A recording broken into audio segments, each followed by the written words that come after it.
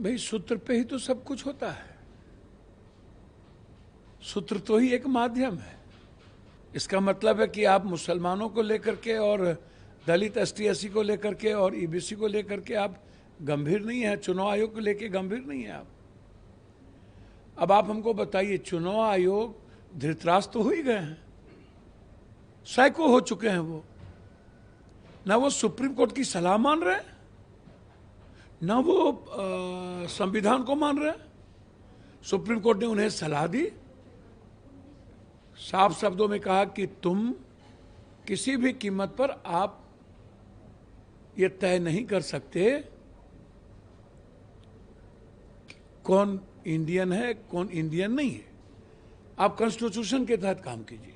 और मेरी सलाह है कि आप इस आधार कार्ड को, राशन कार्ड को, अन्य कार्डों को भी आप उसमें शामिल कर लीजिए। तो ना आप सलाह मानने को तैयार है, आप कह रहे हैं कि नहीं, हम भाजपा के दुर्योधन के लिए जो काम कर रहे हैं, हमें कुछ भी जिग जैग नहीं करना। एक तो सबसे खतरनाक संकेत है ये।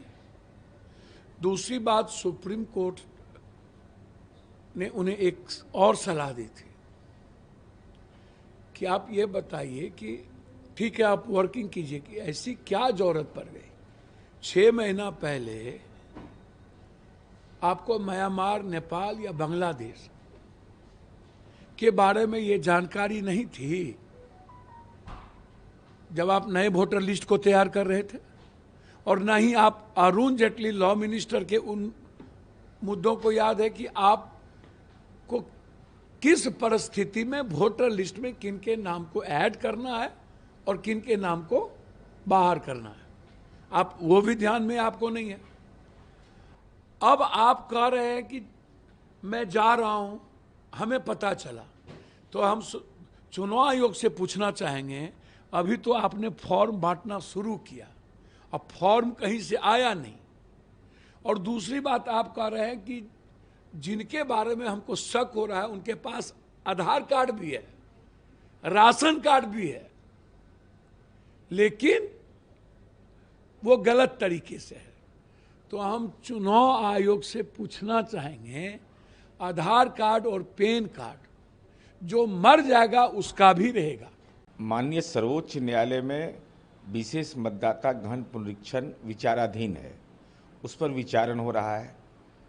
तेजस्वी यादव न 3 में है न 13 में है। यहाँ तक कि जो लोग आवेदक हैं, उसमें पिटिशनर हैं, उन्होंने यह भी सुप्रीम कोर्ट में नहीं कहा कि इस पर इंटरिम स्टे लगाया जाए। बाहर में बयान दे रहे थे कि तत्काल पुनरीक्षण को रोके, लेकिन माननीय सर्वोच्च न्यायालय में जुबान खामोश हो गई। अब माननीय सर्वोच्च न्यायालय में जब विचार चल रहा है कि विशेष मतदाता गहन पुनरीक्षण में जो दस्तावेज मांगे जा रहे हैं उसकी वैलिडिटी पर सवाल हो रहा है। कौन मांगा जाए, अगर मांगा जाए तो क्यों मांगा जाए, अगर नहीं लिया जाए तो क्यों नहीं लिया जाए, ये सारे तथ्य अभी विचाराधीन हैं। तो ऐसी स्थिति में माननीय तेजस्वी यादव जी, सूत्रों के हवाले से मीडिया को खबर चलाने का अधिकार है और उस पर राजनीतिक प्रतिक्रिया देने में भाषाई लंपटीकरण नहीं होना चाहिए। अरे भैया, आप विपक्ष के नेता हैं, आपको इस बात का एहसास नहीं है किस शब्द का आप इस्तेमाल कर रहे हैं। सूत्र के हवाले से बहुत सारी खबरें चलती है, आप तर्क के साथ उसको काटिए। और अगल बगल आपके पार्टी के सम्मानित नेता रहते हैं, लेकिन आप गलती से उनको बोलने का मौका नहीं दीजिएगा। तो हम तो सीधे तौर पर कहेंगे कि लगता है कि अपने घर में भी ऐसे ही भाषा का इस्तेमाल करते हैं कि चुनाव आयोग मुर्दाबाद का भी नारा लगता है। जिस दिन बिहार का चक्का जाम था, आपका चक्का चल रहा था, और स्थिति ये हो गई कि अब चुनाव आयोग जैसी संवैधानिक संस्था पर कोई टिप्पणी करने में से पहले 100 बार सोचना चाहिए।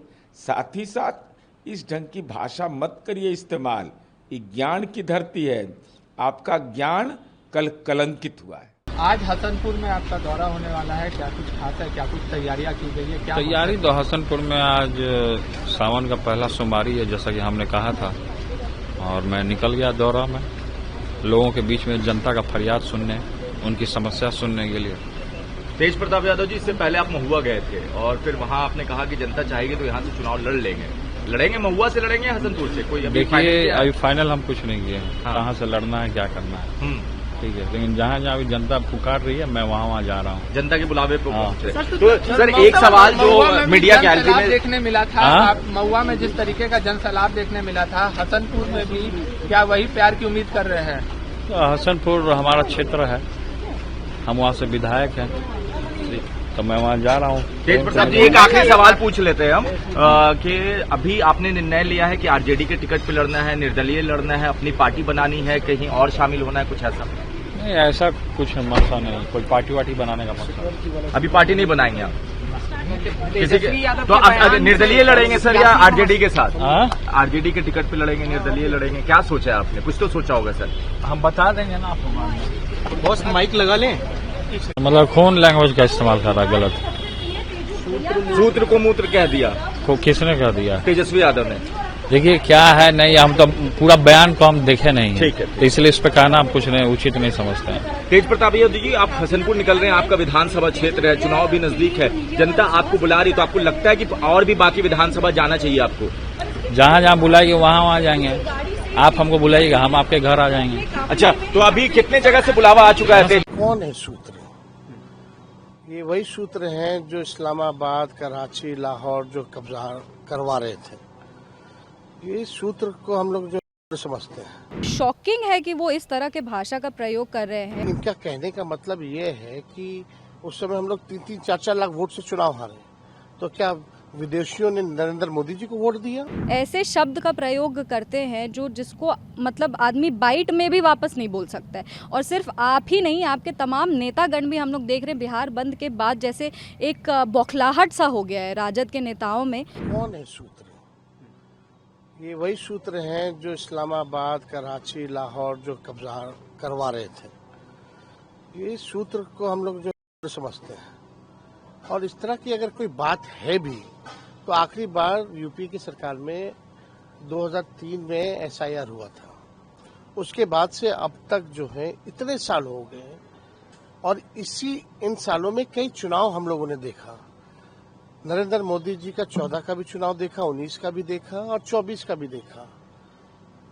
यानी इनका कहने का मतलब ये है कि उस समय हम लोग 3-3, 4-4 लाख वोट से चुनाव हारे, तो क्या विदेशियों ने नरेंद्र मोदी जी को वोट दिया? 39 सीटें आई 40 में से, इस बार 30 सीटें आई एनडीए को, तो विदेशी यानी उनको वोट दे रहे लोकसभा के चुनाव में। बात ये खड़ा होता है कि 2005 के बाद से बिहार में किसकी सरकार है? एनडीए की सरकार है, बीजेपी की, नीतीश कुमार जी की सरकार है। 11 साल से केंद्र मंत्री कौन है? केंद्र में गृह मंत्री कौन है? 11 साल से देश का प्रधानमंत्री कौन है? मोदी जी हैं, अमित शाह जी हैं। तो ये गलती किसकी है फिर?